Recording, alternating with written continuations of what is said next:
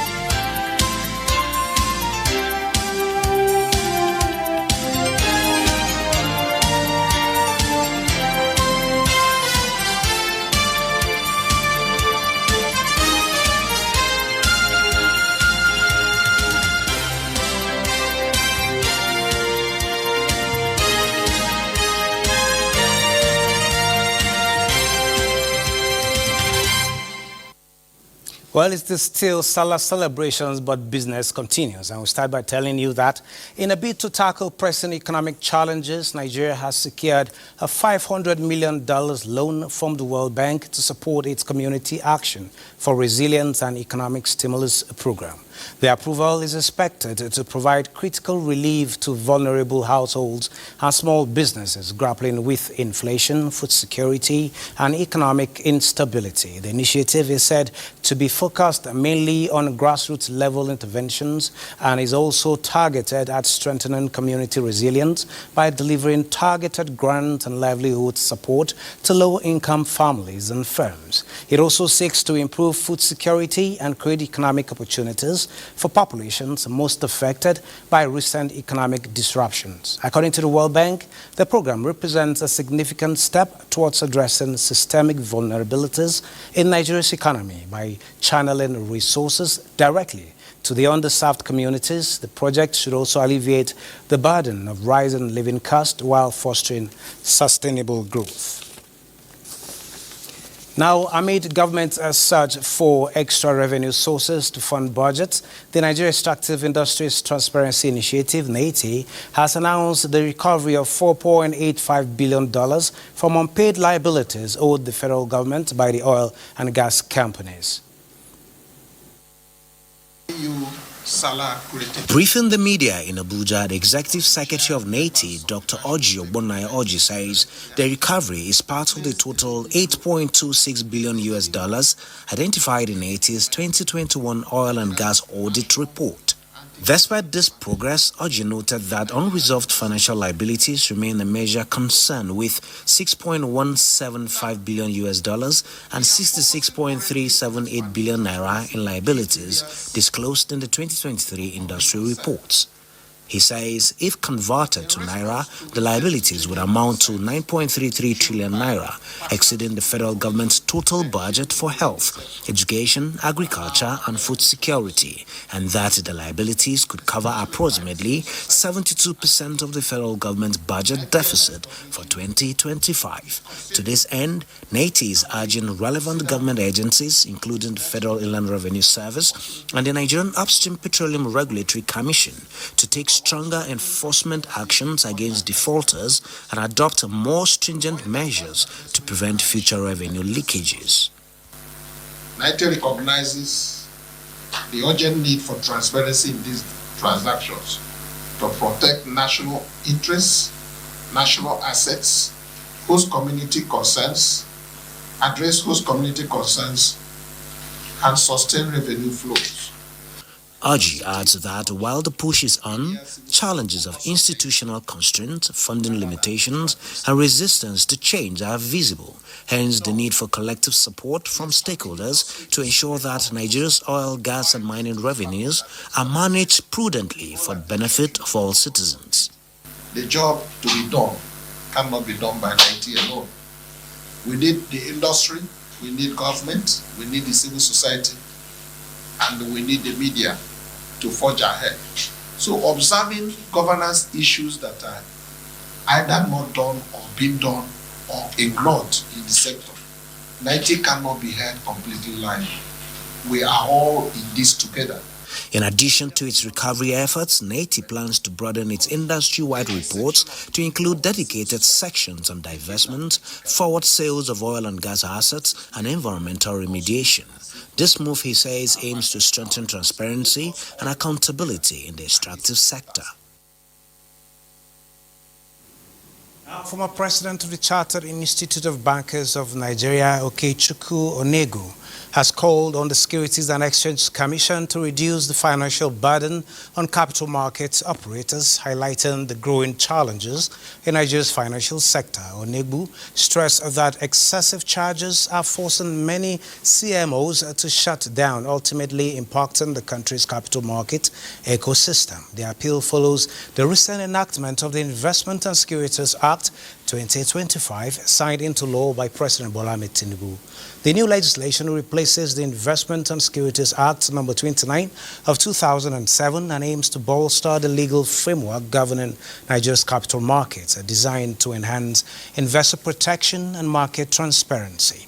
The Act introduces a series of reforms targeted at sustainable growth and systemic stability.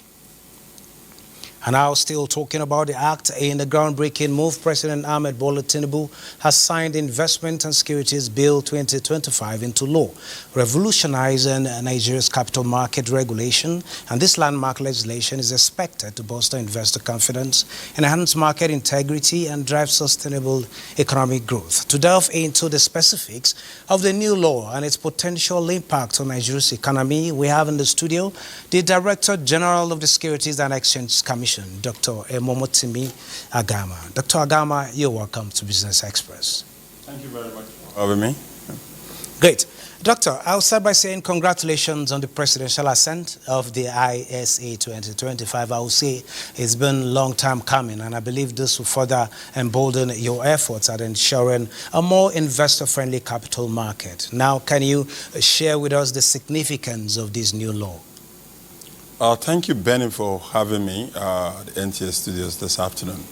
It's indeed heartwarming. And first, before saying anything, I want to express and put on record the unwavering support by Mr. President. Indeed, it is landmark because this is the first time we are having such a law that is very, very all-inclusive. And of course, the Mr. President is a capital market person from the days as governor of Lagos State. So clearly we wouldn't, be surprised at the speed at which this law was signed into law. More so, is guided by the Minister of Finance, the Minister for State for Finance, who are both capital market experts. So we are very, very grateful that this has happened. But beyond all of that, the essence of this law is actually to create a dynamic, inclusive, and resilient capital market. For every economy in the world, the capital market is actually the measurement of its movement. Indeed, it is said the capital market is the barometer of any economy, and Nigeria is not an exception. So we're very glad that this has come to be, and also on record is a gratitude to the National Assembly for getting this to happen as fast as it did. Yes, let's come to the contributions of this new law.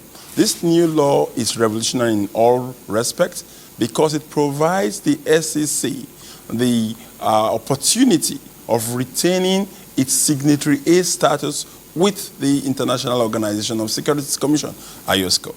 That is significant because it allows other countries to benchmark the Nigerian SEC and the Nigerian capital market with other jurisdictions.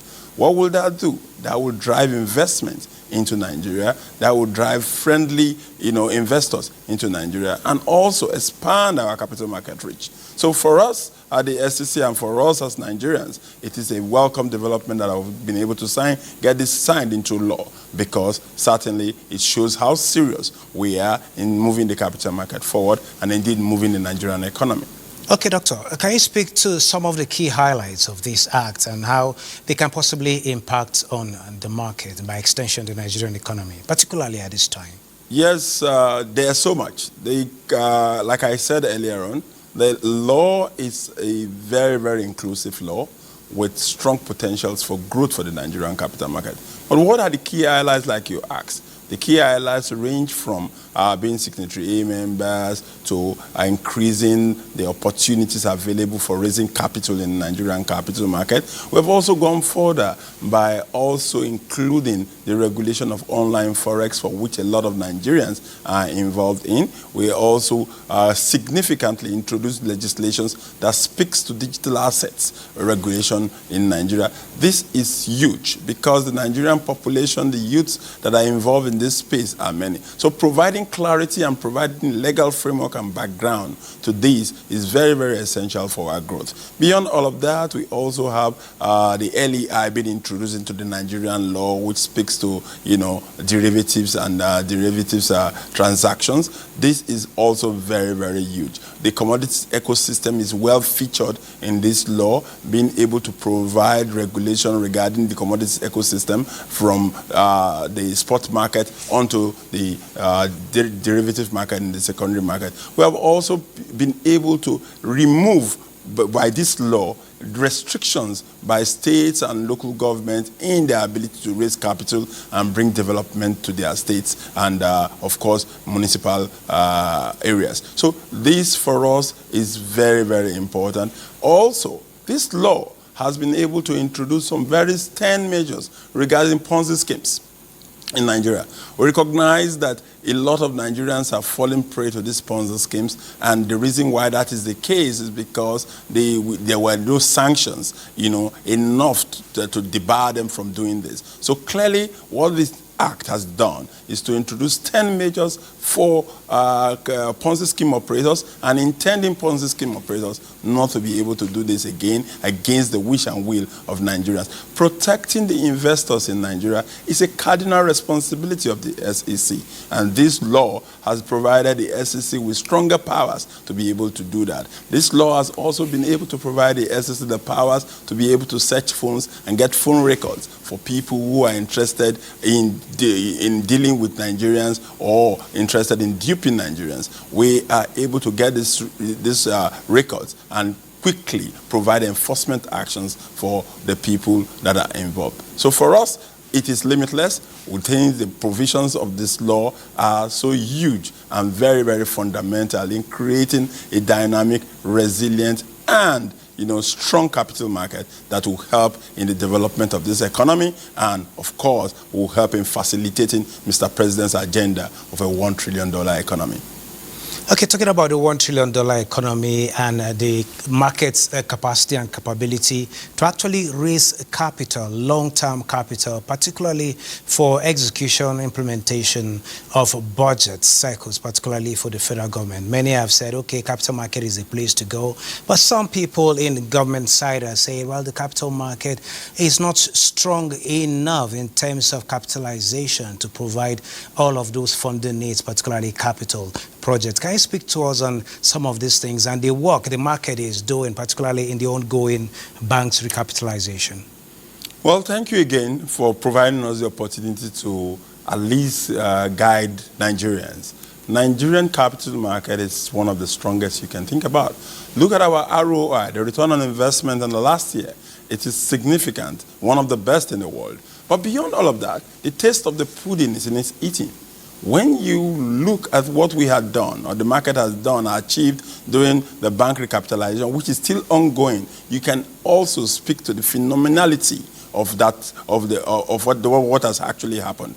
To date, the Nigerian capital market has been able to facilitate the raising of capital by banks to the tune of 2.4 trillion, and it is still counting. There has never been any time in the history of this country where that has happened. Our responsibility is to facilitate growth, to facilitate exchanges, and to facilitate the movement of capital. That we have done successfully by the schemes in the banking recapitalization exercise. It's not ended. Besides the banks, other institutions have also come to raise capital.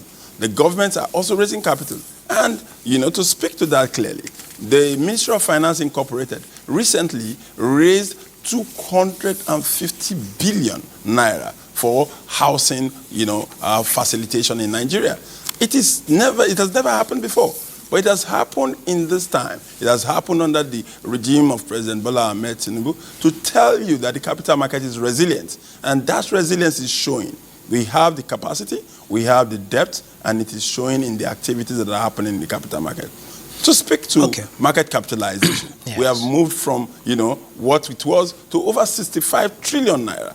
That is to tell you the strength of the Nigerian capital market, and we're no doubt that it will move forward. Okay, good to know that. Now, at this point, the NNPC has finally indicated a readiness to allow Nigerians the opportunity of ownership by listing in the capital market. What's your take on this move, and what should the public expect? Well, I would say here that the SEC is yet to receive that application, but it is a most welcome development. Democratizing wealth to Nigerians is a fundamental principle of growth. And for the NNPC to come to the market shows the spirit of transparency and good governance that this government, the government of President Bola Ahmed Tinubu, is instilling in Nigerian companies and Nigerian institutions. So the coming of the NNPC to the Nigerian capital market to be listed on our exchange is one of the greatest achievements that will ever happen in this regime. So we welcome them. The SEC is available to assist. We're going to cooperate to make sure that that exercise is seamless and smooth. What has happened in the banking recapitalization, where we introduce the e-offerings and other dynamic processes to help to make sure that raising capital in this market is seamless, the investors are properly protected, and all of the issues around getting them to understand the processes are all laid out, is something that the SEC is able and willing to do at any point in time. So we encourage the NNPC, because Nigerians are actually waiting for the NNPC. To be part of it is going to be history, and that is history in the making. Okay, great. Dr. Agama, I know before this act, the moment you assumed office, there's been a whole lot of reforms ongoing.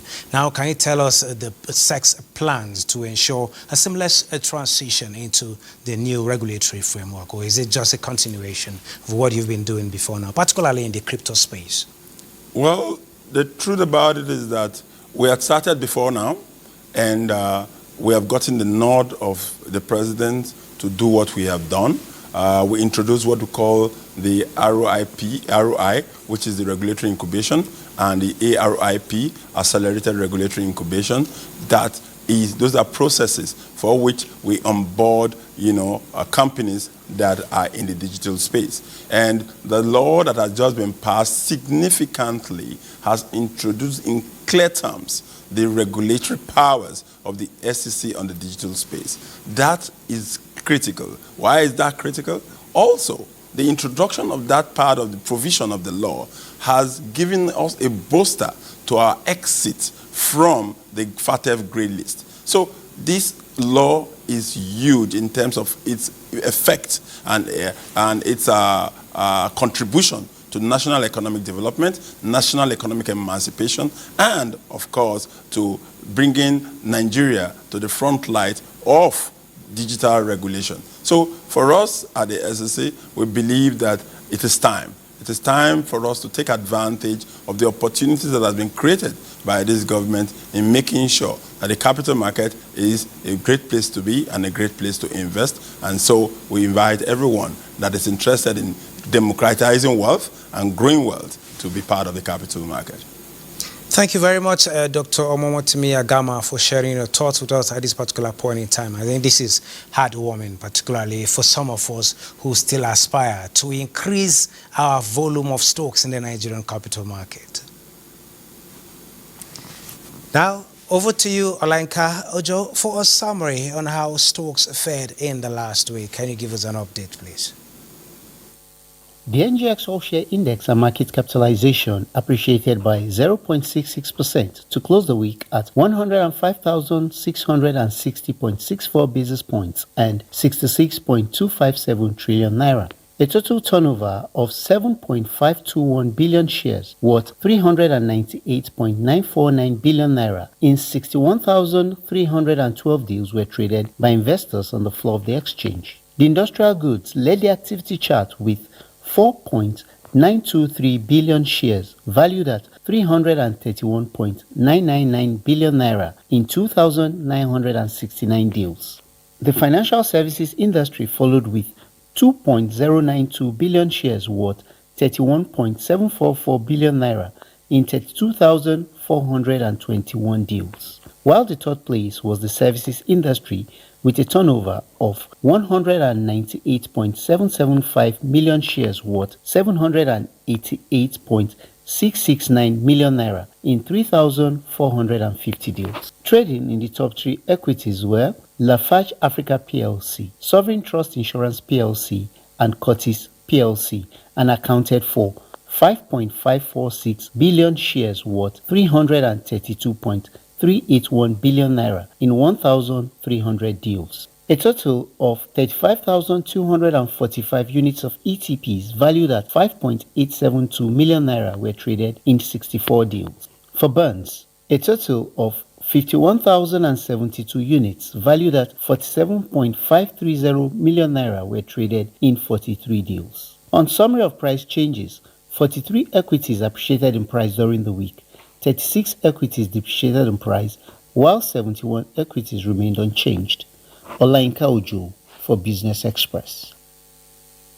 Thank you, Olenka there. Now, Asia Pacific markets plunged Monday ahead of the U.S. President Donald Trump's fresh round of tariffs expected later in the week. It's over to you, Moplan. Can we know how the market is looking like, though it is a holiday here and other parts of the world? Yes, Benny, it's a red trading day for stocks around the globe this Monday. European markets traded sharply lower this Monday as investors braced for President Donald Trump's fresh round of tariffs expected within this week. Germany's DAX depreciated by 1.78%. Britain's FTSE depreciated by 1.34%. And the CAC 40 of France went down by 1.82%. In Asia, markets plunged ahead of Trump's tariff as well, with Japan's Nikkei 225 entering correctional territory. We have it down as much as 4.05%. The Shanghai Composite of China went down 0.46% to close at 3,335.75 basis points. The Hang Seng Index of Hong Kong also plunged by 1.31% to close the day at 23,119.58 basis points. U.S. stock futures also fell Monday as traders looked ahead to what is tagged Liberation Day for clarity on President Trump's tariff plans. The Dow Jones Industrial Average went down, of course, by 0.67%. The S&P 500 and the Nasdaq Composite were also down at 1.06% and 1.47%. Many African markets are closed for the Eid al-Fitr holidays, but African markets followed suit in red as we see South Africa's JSE Africa Top 40 depreciating by 0.78% and Namibia's All-Share Index down by 1.60%. Other markets are closed for the holiday. That's it on the global market update. Back to you, Benny. Thank you, Moplan. And this is where we end this edition of Business Express. We value your feedback, so keep the comments, observations, and suggestions coming. Be informed that all previous episodes are available on YouTube and other social media platforms. Business Express returns tomorrow, Tuesday at 9:30 a.m.